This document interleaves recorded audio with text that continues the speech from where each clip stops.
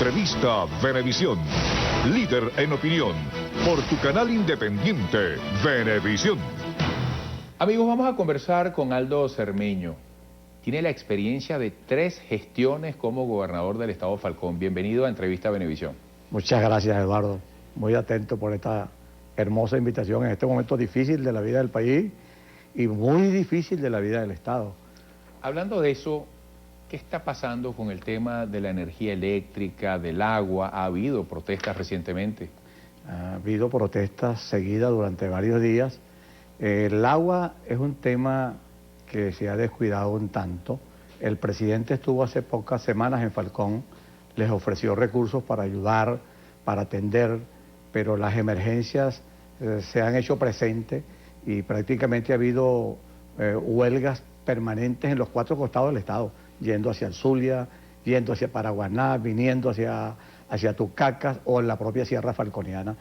Ahí hubo un descuido impresionante porque no es que ha habido falta de inversión, hay una gran inversión hecha por el presidente Chávez, inversión que se perdió, porque prácticamente Matícora, que era salvable, que era la que iba a generar el flujo de agua suficiente para cubrir totalmente Paraguaná y cubrir todo lo que es el eje desde Mauroa hasta Coro, mejorar Coro, Cumarebo y toda esta zona.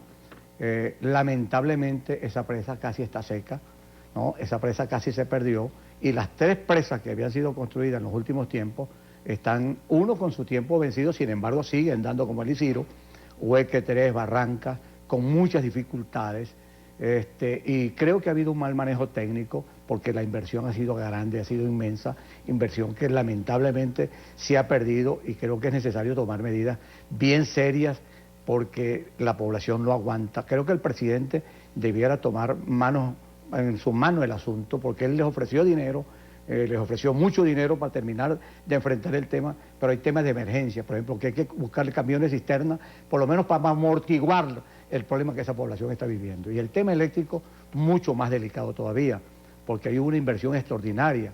El presidente Chávez había dicho en su momento que iba a convertir a Paraguaná en una isla eléctrica, de la cual no solamente íbamos a llevar electricidad a Paraguaná completa y todo lo que significa el complejo refinero de Paraguaná, sino que íbamos a llevar a Coro al resto del estado y podíamos prestarle a los otros estados vecinos y que podíamos incluso venderle a Aruba electricidad.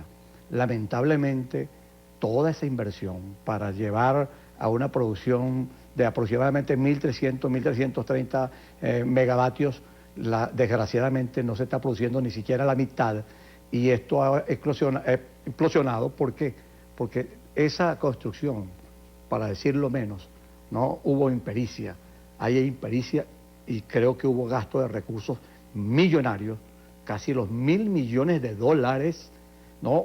Y es muy grave que después de una inversión de 1.000 millones de dólares, ¿no? Hoy la población esté viviendo lo que está viviendo. Mira, ha habido situaciones difíciles de apagones de casi 36 horas, porque además del apagón, además del tema del agua, el tema de todo lo que significa el desabastecimiento, la gente para conseguir un pollito, la gente para conseguir 1 kilo de carne le cuesta, lo mete en una nevera que duran 36 horas apagadas, que se genera cualquier tipo de conflictividad. Y ligando que no se dañe esa nevera. Y ligando que no te explote la nevera y te exploten los aires acondicionados. Vas a pedir un repuesto y muchas veces te dicen, no, compre la nueva si la consigue o el repuesto cuesta tanto, ¿no? No se consigue. Es que prácticamente no se consigue. Hoy día, porque además la zona libre de Paraguaná, que fue creada por nosotros, que tuvo una presencia extraordinaria en la vida del país y que sirvió para la producción regional y también para sacar hacia fuera del Estado, hoy la zona libre está en una situación muy difícil, pero es explosiva la situación, es inhumano lo que están pasando y que están viviendo los falconianos. Yo le aconsejaría al presidente Maduro, el presidente Chávez hizo una gran inversión, tanto en el agua como en el tema eléctrico, y usted está haciendo una gran inversión en el tema del agua. Creo que allá hay en este momento gente dispuesta, capaz, ¿no? En las distintas universidades, en niveles técnicos, en el colegio de ingenieros, gente que pueden contribuir, que pueden aportar, que pueden brindar sus servicios técnicos para, uno, resolver el tema a la mayor brevedad posible. Esto no aguanta mucho tiempo más.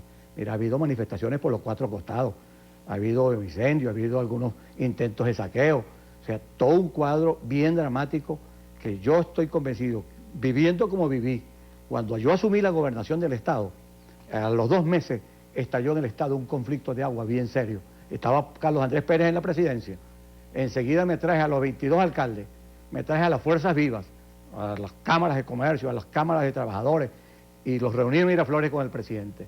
E inmediatamente se produjo una solución que no duró 24 horas, en primer lugar para llevar unos camiones de emergencia, pero en segundo lugar para construir una represa de emergencia que fue Hueque en aquella oportunidad.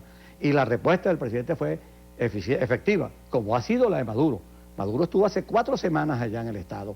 Lo que le pidieron lo dio, lo ofreció, pero es necesario que nos detengamos un poquito porque la indignación de la gente, la rabia de la gente, la bravura de la gente, hoy tiene toda la justificación porque no hay razón para que después de unas inversiones tan inmensamente grandes, 1.000 millonarias, ¿no?, en el Estado, estemos viviendo lo que está viviendo la población en este momento en términos dramáticos y duros. Cermeño, ¿qué hacer? Ya lo ha adelantado de alguna manera, pero ¿cómo procurar aglutinar todas las voluntades del país, más allá de nuestras diferencias desde el punto de vista ideológico, y empujar en un mismo sentido en medio de estas necesidades? Mira, yo creo en la necesidad de la reconciliación nacional, Eduardo. Yo creo que nosotros tenemos que empezar por respetarnos, empezar por entender que hay partes y contrapartes, ¿no? Que hay gente en el mundo democrático, opositor, ¿no?, que juega democráticamente, que hay gente en el gobierno que está dispuesta, que está ganada a que todos queremos, nadie quiere el fracaso de ningún gobierno, porque el fracaso de un gobierno es el fracaso del país.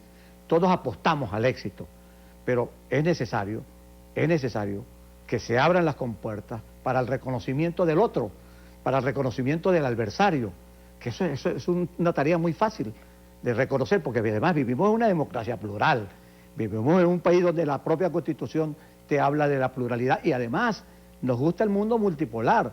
Si nos gusta un mundo multipolar, nos tiene que gustar un país... ¿Cómo reconciliarnos? ¿Cuáles serían los pasos? Bueno, los pasos, en primer lugar, yo creo que hay que bajarle un poco el tono a las ofensas, el tono a cómo nos dirigimos frente a nuestros contrincantes, a nuestros adversarios, porque no podemos vernos los venezolanos como enemigos unos de otros.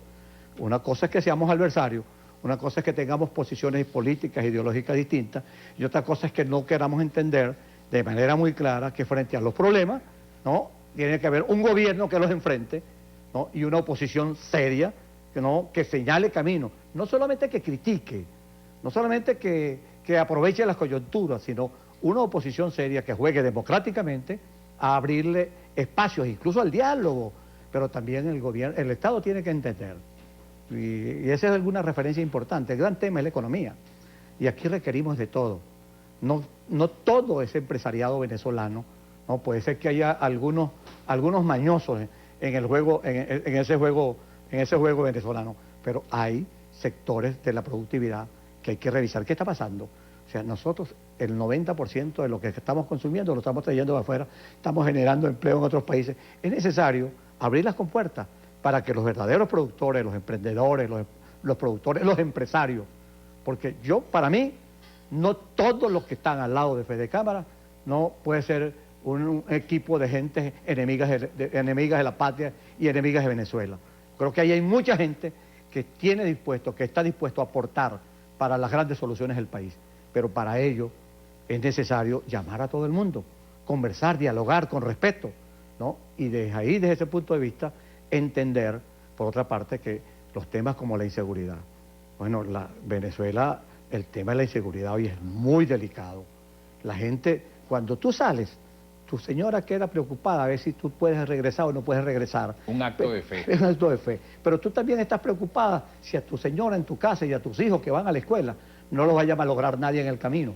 Pero eso está pasando en todas las familias venezolanas. Entonces hay que entender que este es un problema de seguridad nacional, que hay que enfrentarlo todos los venezolanos y todo el que pueda brindar su concurso, esté ubicado donde esté política, ideológicamente, porque se trata del tema de la vida, se trata del tema de la gente, se trata del tema humano, que es fundamental entender de manera clara y de manera definitiva. Pero además eso es válido también tanto para el tema de la seguridad, para el tema del abastecimiento. No podemos seguir sometiendo a la gente a lo que le estamos sometiendo. Yo espero que en el menor tiempo posible el presidente Maduro llene los anaqueles y que haya suficiente, más bien de sobra, para que no solamente tengamos los anaqueles llenos, porque cuando uno viaja a cualquier país y ve los anaqueles como están, definitivamente es necesario llenar los anaqueles para que la población y el país entienda que hay disposición para entenderlo, que hay disposición para el diálogo, que creo que es muy importante. Bueno, gracias por esta visita. Bueno, no sin antes decirte dos cosas buenas, después de tantas cosas. Sí. Ayer se cumplieron 112 años del nacimiento de Monseñor Francisco José Iturriza, una institución en la falconianidad. Y hoy están cumpliendo 23 años, ¿no?, la Sinfónica del Estado Falcón. Qué bueno. Es un ejemplo extraordinario. Esas dos cosas hermosas, en medio de tanta Excelente. situación difícil, no quería perder la oportunidad Para y felicitar a celebrarlo. uno, para celebrarlo a uno, y desde luego, aunque Monseñor se nos fue, también para celebrarlo, que Dios nos lo tenga en la gloria, Así es. porque ese fue un falconiano que le dio la vida, el corazón y el alma, como muy poco se le han dado a ese Estado. Aldo Cermeño, exgobernador del Estado Falcón. Hasta pronto. Saludos a Falcón. Bueno, un saludo a todos los falconianos con mucho optimismo. Vamos a superar esta crisis. Presidente, meta la mano. Es necesario que usted meta la mano. Como Se lo ha acabó el tratado de tiempo. hacer. Gracias. Lirio Pérez, hasta el lunes.